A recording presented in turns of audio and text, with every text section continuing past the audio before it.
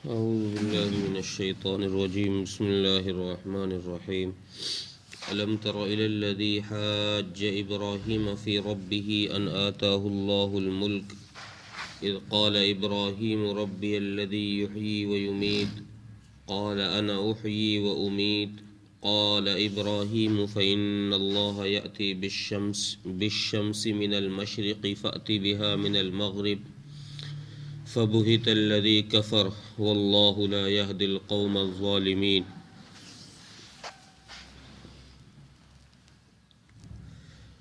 اس آیت میں حضرت ابراہیم علیہ السلام اور نمرود کا جو مباحثہ ہوا اس کا ذکر یہاں کیا ہے. نمرود چونکہ ایک بہت بڑا بادشاہ تھا اور مجاہد رحمۃ اللہ علیہ لکھتے ہیں کہ دنیا میں 4 بادشاہ ایسے گزرے ہیں جنہوں نے حکومت مشرق سے مغرب تک کی. ساری دنیا پر جن کی حکومت رہی ہے ایسے 4 بادشاہ گزرے ہیں. ان میں سے 2 مسلمان تھے اور 2 کافر. مسلمانوں میں حضرت سلیمان بن داؤد علیہ السلام اور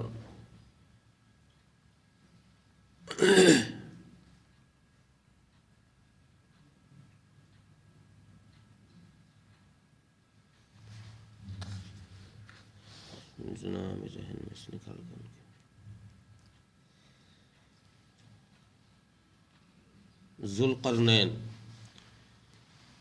ایک ذوالقرنین اور دوسرے سلیمان بن داؤد.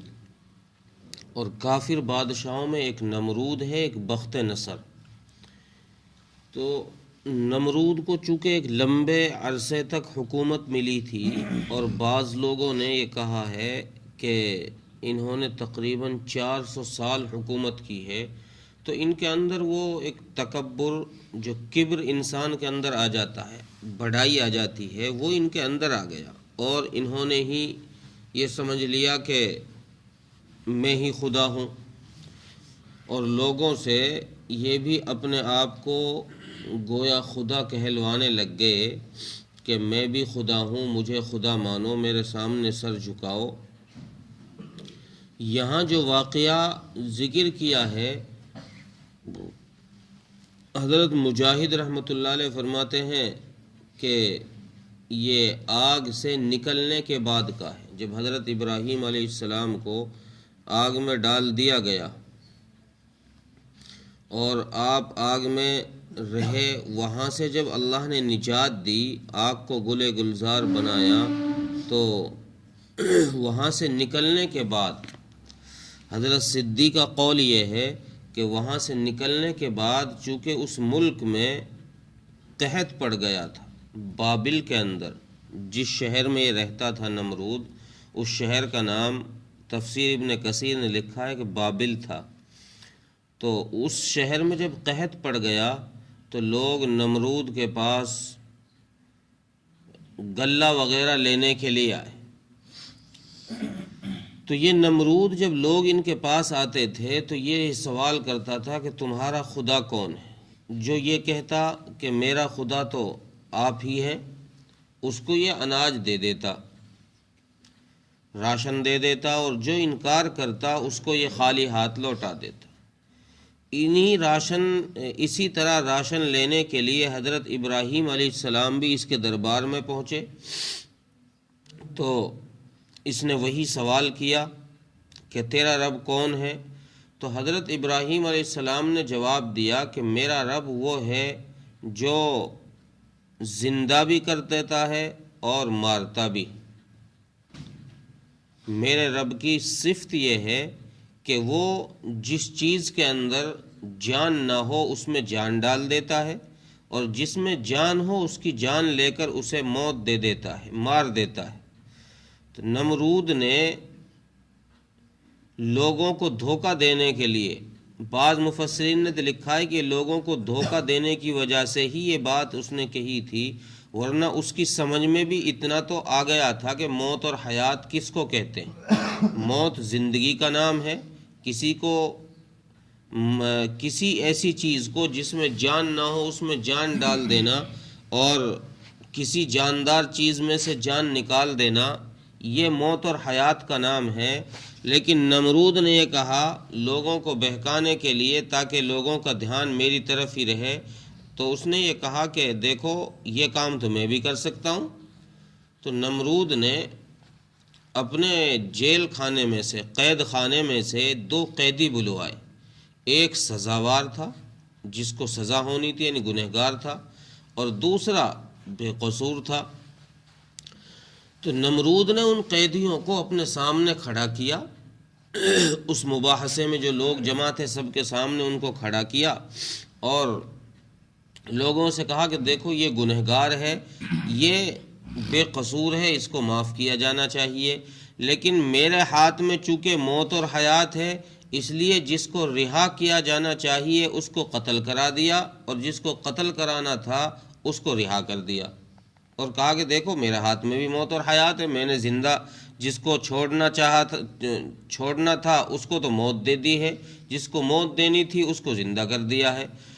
جب اس نے یہ جواب دیا تو حضرت ابراہیم علیہ السلام سمجھ گئے کہ یہ آدمی عقل سے بھی بے وقوف ہے، عقل سے بھی بے وقوف ہے کہ یہ موت و حیات کے معنی ہی یا تو سمجھا نہیں ہے یا یہ لوگوں کو بہکانا چاہتا ہے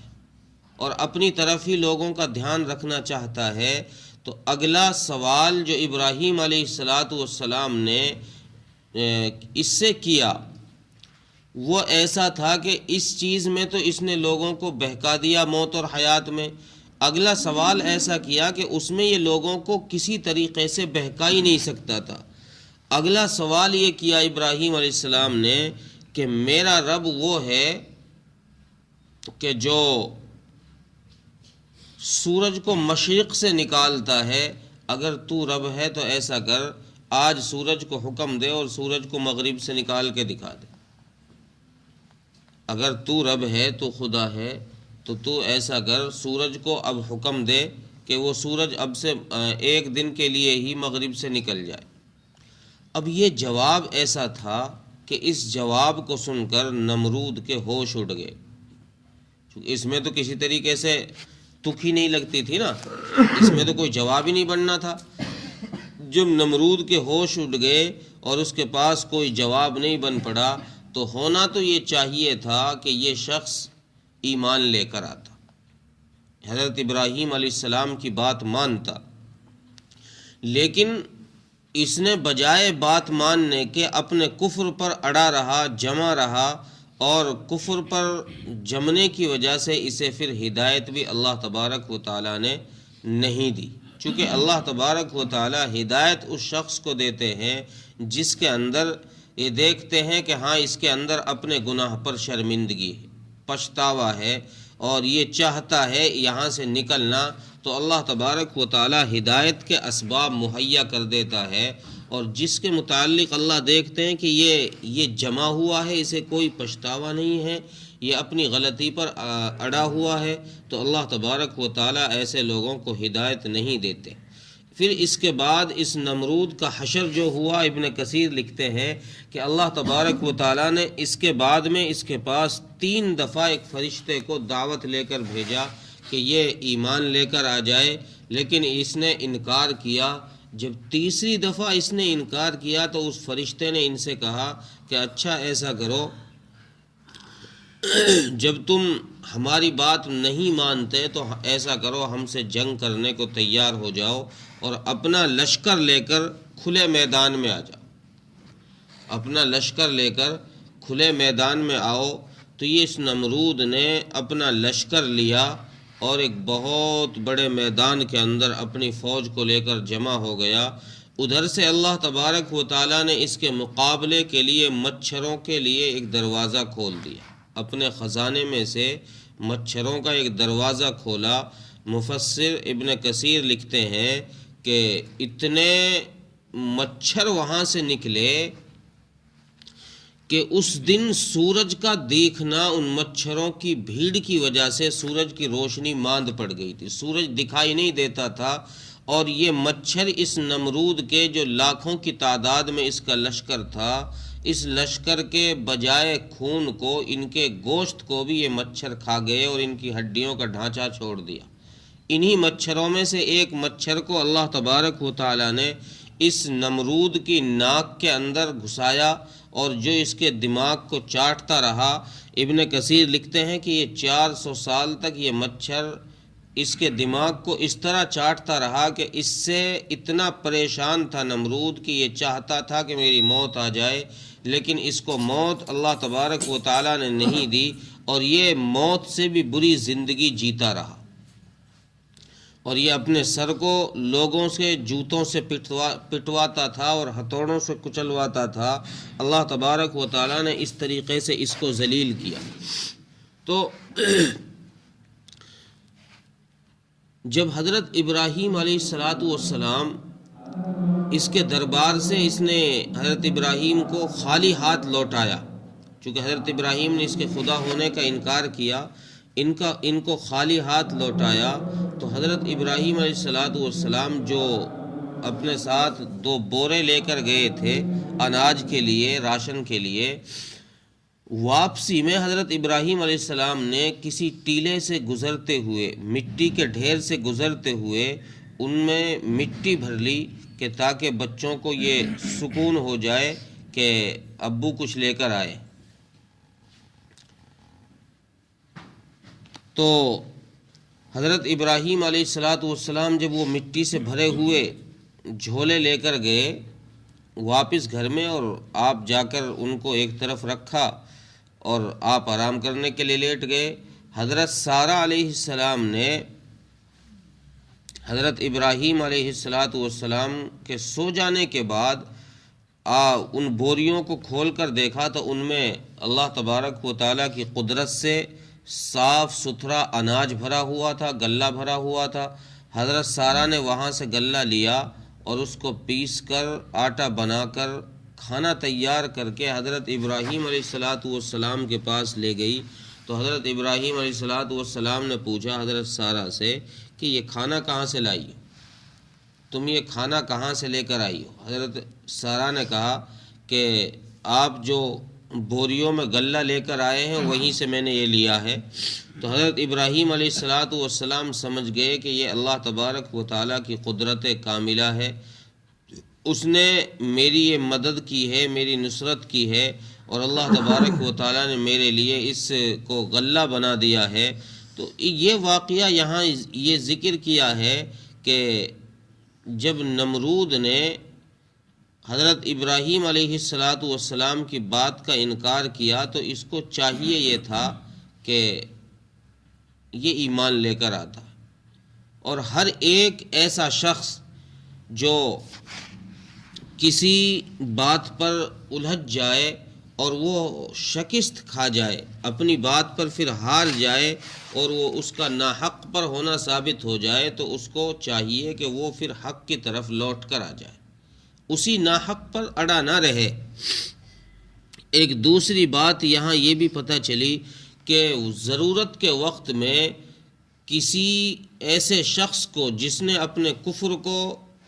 لوگوں میں اعلیٰ سطح پر پہنچا رکھا ہو، تو اس کے کفر کا پردہ فاش کرنے کے لیے مباحثہ اور مناظرہ کرنا بھی جائز ہے، ضد بحث کرنا بھی دلیل کے ذریعے سے جائز ہے، جیسے حضرت ابراہیم علیہ السلام نے نمرود سے مباحثہ کر کے ان کے کفر کو لوگوں کے سامنے واضح کر دیا۔ ترجمہ دیکھیں، الم تر الی الذی حاج ابراہیم فی ربہ ان آتاہ اللہ الملک، کیا تم نے نہیں دیکھا اس شخص کو جس نے مباحثہ کیا ابراہیم علیہ السلام سے، جبکہ اس کو اللہ تبارک و تعالیٰ نے بادشاہت عطا کر دی۔ اذ قال ابراہیم ربی الذی یحیی و یمیت، تو اس نے جب ابراہیم علیہ السلام نے کہا کہ میرا رب وہ ہے جو زندہ کر دیتا ہے اور مار دیتا ہے، قال انا احیی و امیت، تو نمرود کہنے لگا کہ یہ کام تو میں بھی کرتا ہوں، میں بھی زندہ کرتا ہوں اور موت دیتا ہوں۔ قال ابراہیم فإن اللہ یأتی بالشمس من المشرق، ابراہیم علیہ والسلام نے فرمایا کہ میرا رب تو وہ ہے جو سورج کو مشرق سے نکالتا ہے، فأتی بہا من المغرب، اگر تو رب ہے تو سورج کو حکم دے کہ اس کو ایک دن مغرب سے نکال کے دکھا دے۔ فبہت الذی کفر، اس سوال پر نمرود متحیر ہو گیا اور وہ انکاری ہوا۔ واللہ لا یہدی القوم الظالمین، اور اللہ تبارک و تعالی ظالم لوگوں کو ہدایت نہیں فرماتا۔